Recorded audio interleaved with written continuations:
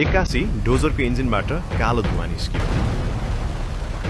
Machine बन्द भयो। Operator तल ओर्लियो। उसले हर्क साम्पाङलाई भन्यो, मेयर साहब, हाइड्रोलिक पाइप फुट्यो, मिस्त्री विराटनगरबाट आउनुपर्छ, 3 दिन लाग्छ। हर्कले आकाशतिर हेरे। बादल मडारिरहेको थियो।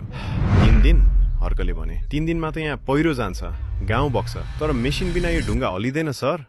अपरेटरले भन्यो, यो 5 टनको छ। हर्कले भुइँको एउटा मोटो फलामको साबल उठाए। मेसिनको हाइड्रोलिक फुट्यो, मेरो होइन। हर्क ढुङ्गाको फेदमा गएर साबल छिराए। लु आयो है, उनले कराए। त्यो देखेर छेउमा बसेका 10 जना युवाहरू दौडिँदै आए। कसैले डोरी ल्याए, कसैले काठको मुढा।